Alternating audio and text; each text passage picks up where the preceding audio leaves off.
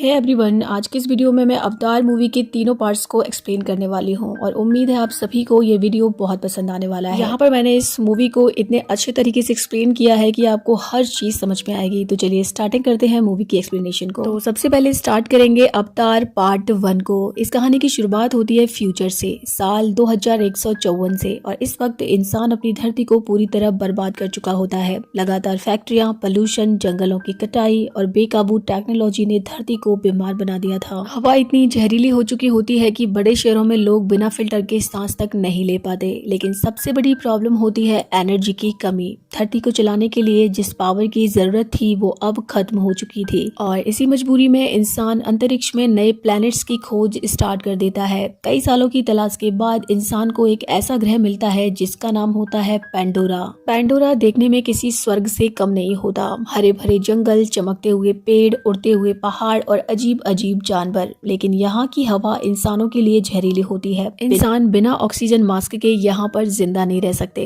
Pandora पर एक बेहद कीमती मिनरल पाया जाता है जिसे इंसान अनऑब्टेनियम कहते हैं और यही मिनरल धरती की एनर्जी वाली प्रॉब्लम को सॉल्व कर सकता है। लेकिन दिक्कत ये होती है कि ये मिनरल उसी जगह पाया जाता है जहाँ पेंडोरा के असली निवासी रहते हैं और ये निवासी होते हैं नीले रंगत वाले लंबे कद के जीव जिनकी लंबी पूंछ और पीली आंखें होती हैं और इन्हें नावी कहा जाता है। नावी लोग नेचर के साथ जुड़े होते हैं और हर पेड़, हर जानवर को जिंदा मानते हैं। नावी लोगों से सीधे बात करने और उन्हें समझने के लिए इंसान एक स्पेशल प्रोजेक्ट बनाता है जिसे कहा जाता है अवतार प्रोग्राम। इस प्रोग्राम के तहत इंसान और नावी के डीएनए को मिलाकर लैब में एक आर्टिफिशियल बॉडी बनाई जाती है जो दिखने में बिल्कुल नावी जैसी होती है, लेकिन इसका कंट्रोल इंसान के पास होता है और इस अवतार बॉडी को चलाने के लिए एक खास मशीन बनाई जाती है। इंसान उस मशीन में लेटता है, आंखें बंद करता है और टेक्नोलॉजी के जरिए उसका दिमाग अवतार बॉडी से न्यूरल लिंक कर दिया जाता है। जैसे ही लिंक पूरा होता है, इंसान की चेतना अवतार बॉडी में ट्रांसफर हो जाती है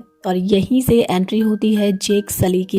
एक एक्स सोल्जर होता है जो कमर से नीचे पैरालाइज्ड होता है और व्हील चेयर पर रहता है। जेक का जुड़वा भाई एक साइंटिस्ट होता है जिसे अवतार प्रोग्राम के लिए चुना गया था, लेकिन भाई की अचानक से मौत हो जाती है। अब क्योंकि दोनों जुड़वा भाई होते हैं और उनका डीएनए बिल्कुल मैच करता है, इसी वजह से जेक को उसके भाई की जगह अवतार प्रोग्राम में शामिल कर लिया जाता है। अब जेक पहली बार मशीन के अंदर जाता है और अवतार से लिंक होता है और अवतार बॉडी में जाते ही वो पहली बार अपने पैरों पर चल पाता है। ये एक्सपीरियंस जेक की जिंदगी बदल देता है। वो बिल्कुल नावी जैसा बन चुका था और पेंडोरा पर पहुंच चुका था। एक मिशन के दौरान जेक जंगल में चला जाता है और रास्ता भटक जाता है। तभी उस पर पेंडोरा के खतरनाक जानवर हमला कर देते हैं और उसी वक्त वहाँ पर एक नावी लड़की नई तिरी जेक की जान बचाती है। नई तिरी जेक को अपने कबीले में ले जाती है जहाँ पर नेक नावी के लोगों की लाइफ, उनकी भाषा, उनके रिवाज और उनकी सभ्यता को समझता है। वहाँ पर वो लोगों के भगवान एवा के बारे में सीखता है जो कि पूरी नेचर को जोड़ कर रखती है। धीरे धीरे जेक नावी कल्चर का हिस्सा बन जाता है और उसे नई तिरी से प्यार हो जाता है।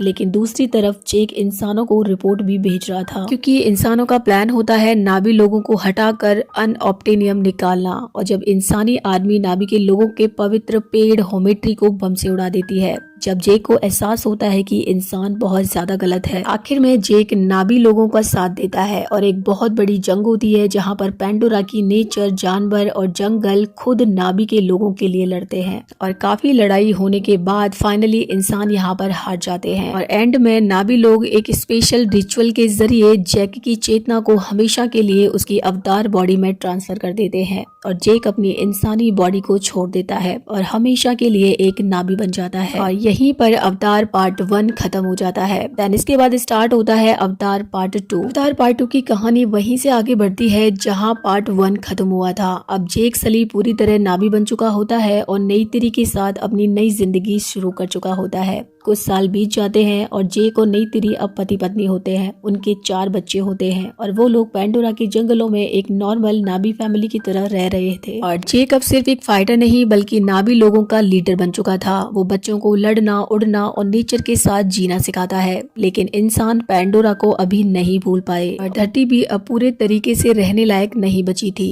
इस बार इंसान सिर्फ अनऑब्टेनियम के लिए नहीं बल्कि पूरा का पूरा पेंडोरा प्लैनेट इंसानों का नया घर बनाने के लिए लौटते हैं। इंसान इंसान बहुत बड़ी स्पेसशिप और मशीनों के साथ वापस आ जाते हैं। उनके उतरते ही पेंडोरा के जंगल जलने लगते हैं। इसका सीधा मतलब था कि ये सिर्फ इंसान यहाँ पर माइनिंग के लिए नहीं बल्कि पूरा का पूरा कब्जा मिशन लेकर आए थे। इंसान एक नया और खतरनाक प्लान भी लेकर आते हैं। वो मरे हुए सोल्जर्स की यादों को एक नए बनाए गए नाभी जैसे अवतार बॉडी में डाल देते हैं और इन्हें कहा जाता है रिकॉम्बिनेट्स। इनका लीडर होता है वही पुराना विलेन कर्नल क्वारिच और अब वो इंसान नहीं बल्कि नाभी जैसी बॉडी में होता है, लेकिन उसकी सोच पूरी तरह इंसानी और बेरहम होती है। क्वारिच का सिर्फ एक ही टारगेट होता है, जेक सली को मारना। जेक इंसानों के खिलाफ जंगलों में गुरिल्ला फाइट स्टार्ट कर देता है। वो इंसानी बेस पर अटैक करता है और मशीनें उड़ा देता है और पेंडोरा को बचाने की पूरी कोशिश करता है। अब यहाँ पर इंसान जेक को सीधे नहीं मार पाते हैं और इसीलिए वो उसकी सबसे बड़ी कमजोरी पर वार करते हैं और वो है उसकी फैमिली।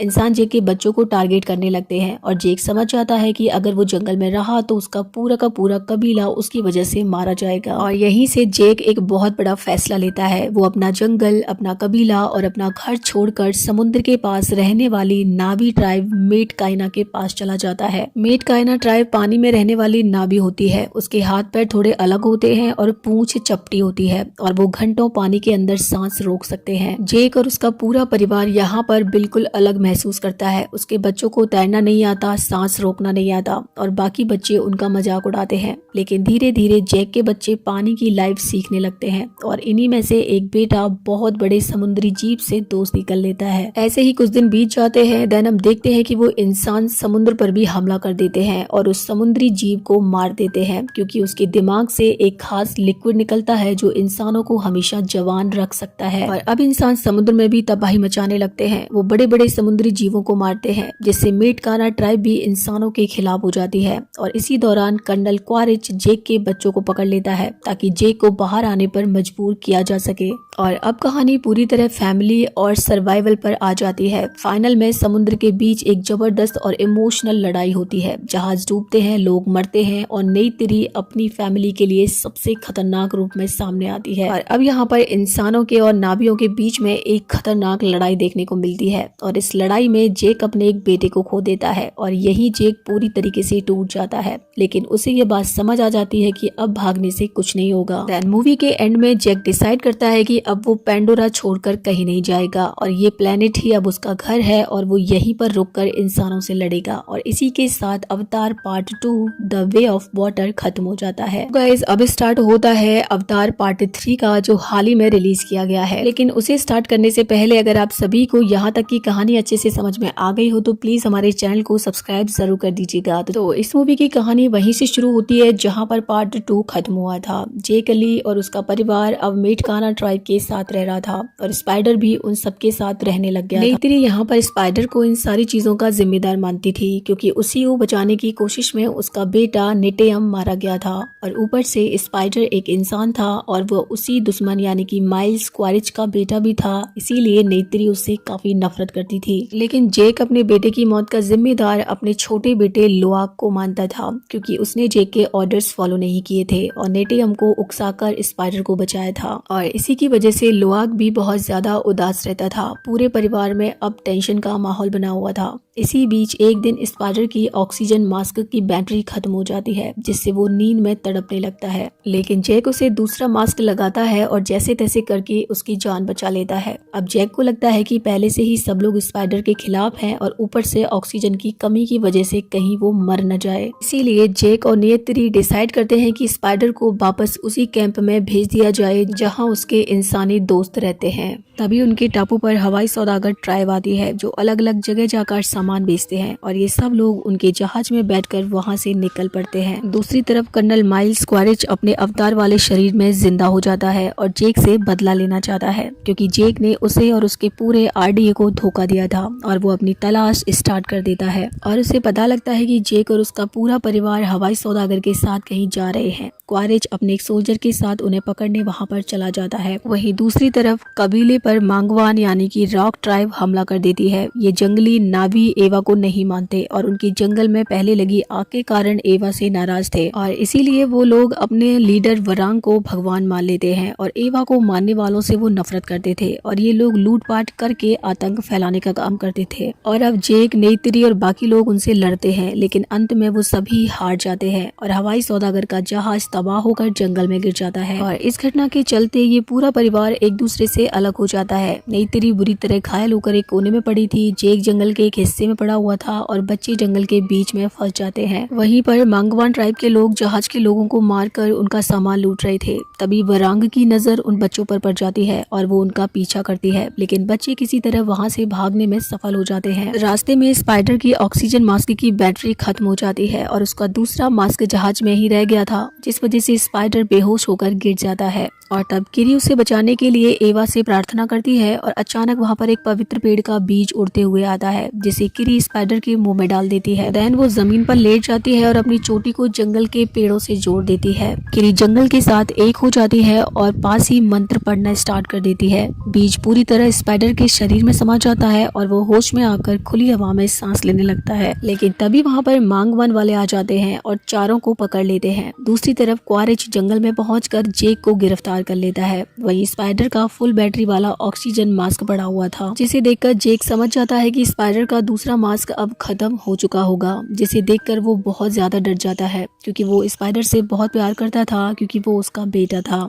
देन क्वारिच जेक के साथ मिलकर स्पाइडर को ढूंढने लगता है। तभी वो लोग बच्चों के पास पहुंच जाते हैं और मांगवान ट्राइब पर हमला करके अपने बच्चों को आजाद करा लेते हैं। लेकिन अचानक वरांग चालाकी करती है और क्वारिच पर हमला कर देती है और सबको कैद कर लेती है। अब यहाँ पर वरांग इंसानों के हथियार जैसे मशीन गन को देखकर काफी ज्यादा हैरान हो जाती है, क्योंकि ये सब कुछ वो पहली बार देख रही थी और इसीलिए वो क्वारिच से उसे चलाना सीखती है। ये सब कटे में उसे बहुत मजा आ रहा था। तभी किरी अपने आप को जंगल से जोड़ लेती है और पहरेदारों को जंगल के कांटों से मारना स्टार्ट कर देती है और जैसे तैसे करके ये सभी लोग यहाँ से बचकर भाग जाते हैं। ये सभी लोग रात बिताने के लिए जंगल में एक जगह पर रुकते हैं और उसी टाइम पर जेक यहाँ पर क्वारिच को काफी समझाने की कोशिश करता है कि वो अपनी पुरानी जिंदगी और दुश्मनी को भूलकर नाभी लोगों को अपना ले, लेकिन कर्नल उसकी बात नहीं सुनता और सिर्फ मांगवान ट्राइब से बचने के लिए जेक के परिवार के साथ एक रात जंगल में बिताता है। देन हमारा सीन शिफ्ट होता है नेइतिरी की तरफ, जो बहुत ज्यादा घायल थी और वो मिटकाना ट्राइब में पहुंच जाती है, जहाँ पर उसकी मदर और उसके इंसानी दोस्त उसका इलाज कर देते हैं। उसके बाद वो अपने बच्चों को ढूंढने के लिए उसी जंगल में जाती है जहाँ हवाई सौदागर का जहाज क्रैश हुआ था। जैसे ही वो अपने बच्चों से मिलती है, वैसे ही नेइतिरी को देखकर क्वारिच वहाँ से भाग जाता है। जिसके बाद नेइतिरी और उसके बच्चे आराम करने के लिए अपने पुराने घर यानी कि मेटकाना ट्राइब में जाते हैं, जो कि पास ही में था। वहाँ पर उसके साइंटिस्ट दोस्त स्पाइडर की जांच करते हैं और पता चलता है कि उसके शरीर के अंदर एक जीव समा गया है, जिसकी वजह से वो इस एटमॉस्फेयर में सांस ले पा रहा है और उसके शरीर में काफी बदलाव भी हो रहा है। देन हम देखते हैं कि स्पाइडर के सिर में यानी नाभि की तरह चोटी निकलना स्टार्ट हो जाती है और ये देखकर जेक बहुत ज्यादा डर जाता है, क्योंकि उसको लग रहा था कि अगर आरडीए वाले स्पाइडर की कंडीशन को एनालाइज कर लेंगे तो इंसान भी बिना मास्क के यहाँ पर सांस ले पाएगा और अगर ऐसा हो गया तो धरती के सभी लोग पेंडोरा आकर बसना स्टार्ट कर देंगे, जिससे नाभियों का जीना मुश्किल हो जाएगा और पेंडोरा भी पूरी तरीके से बर्बाद हो जाएगा। नेइतिरी जेक से कहती है कि उन्हें स्पाइडर को मार देना चाहिए, लेकिन जेक ये बात नहीं मानता है और वो डिसाइड करता है कि वो स्पाइडर को मेटकाना ट्राइब के बीच छुपा कर रखेगा। कुछ दिनों के बाद नेइतिरी, जेक और उसके बच्चे मेटकाना ट्राइब में वापस लौट आते हैं, तो यहाँ पर उनका मुखिया उन्हें बताता है कि आरडीए वालों ने फिर से तुलकुन का शिकार स्टार्ट कर दिया है और ये गाइस वही समुद्री जीव होता है जिससे इंसानों की उम्र बढ़ जाती है, जिससे लिक्विड को ये लोग पाना चाहते थे, जिसको हमने पार्ट 2 में देखा था। और वहीं आरडीए को भी अब पता चल चुका था कि स्पाइडर इस प्लेनेट पर सांस ले सकता है और इसलिए अब वो लोग उसके पीछे पड़ जाते हैं। वही हमारा सीन जाता है क्वारिच पर, जो कि मांगवान ट्राइब की मदद करने के बारे में सोचता है, क्योंकि वो जानता था कि वो लोग बहुत ताकतवर है और किसी को भी आसानी से हरा सकते हैं और इसीलिए क्वारिच वरांग से मिलता है और उसे कई सारे हथियार देता है।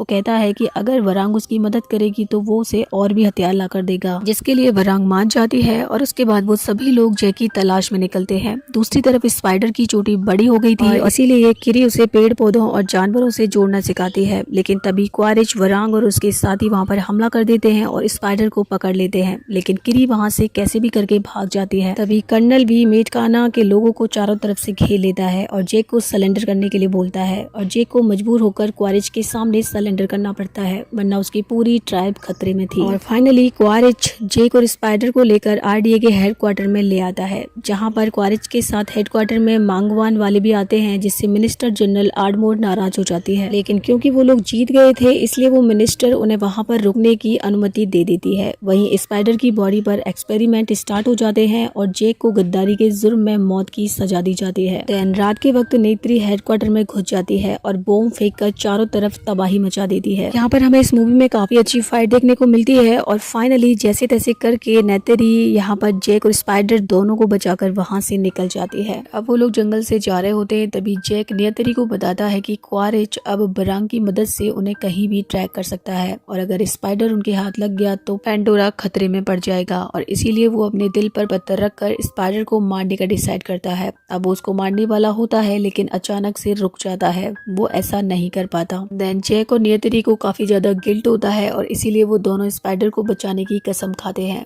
फिर तीनों मेटकाना टापू पर पहुंच जाते हैं। जेक अब भागते भागते थक चुका था और इसीलिए अब वो लड़ने का डिसाइड करता है। जेक उस ड्रैगन के पास जाता है जिसे काबू करके वो कभी टोरो को मार्क्टो बना था और ड्रैगन को लेकर मुखिया से कहता है सभी कबीले वाले जंग की तैयारी करें। सभी कबीले वाले इकट्ठे हो जाते हैं, लेकिन जेक जानता था कि आरडीए के पास भारी हथियार और ताकतवर फौज थी। उन्हें जीतने के लिए टुलकुन की मदद की जरूरत थी, लेकिन टुलकुन अहिंसावादी थे और इसीलिए वो उसकी मदद करने के लिए मना कर देते हैं। तभी वहाँ पर लोआक अपने दोस्त पायाकन के साथ आता है, जिसे अपनी ही प्रजाति ने निकाल दिया था और पायाकन जब अपनी प्रजाति के लोगों से बात करता है तो सभी टुलकुन उनकी मदद करने के लिए रेडी हो जाते हैं। वहीं दूसरी तरफ आरडीए टुलकुन के हथियार की तैयारी कर लेते हैं। देन इसके बाद आरडीए की मरीन टीम टुलकुन का शिकार करने निकलती है, जहाँ सभी नाभी उनका इंतजार कर रहे थे। जैसे ही शिकारी छोटी टुलकुन पर हमला करते हैं, बड़े टुलकुन आकर पलटवार कर देते हैं। चारों तरफ से नाभी भी शामिल हो जाते हैं और फाइट जबरदस्त होने लगती है। लेकिन अचानक क्वारिच और मांगवान कबीले के लोग पहुंच जाते हैं, जिनके पास खतरनाक हथियार थे और अब भी सब मेटकाना के बाकी कबीले वालों को हराने लगते हैं। और इस दौरान मेटकाना के मुखिया की बीबी भी मर जाती है। वो मरने से पहले एक बच्ची को जन्म देती है, जिसे नेत्री अपने पास रख लेती है। अब जैक को लगता है कि वो लोग हारने ही वाले हैं, लेकिन तभी कीरी समंदर में उतरकर अपनी आत्मा को एक पेड़ से जोड़ देती है और वो एवा तक पहुंचने की कोशिश करती है, लेकिन काफी कोशिश करने के बाद भी वो सफल नहीं हो पाती। तभी वहाँ पर स्पाइडर और टूक आकर पेड़ से जुड़ जाते हैं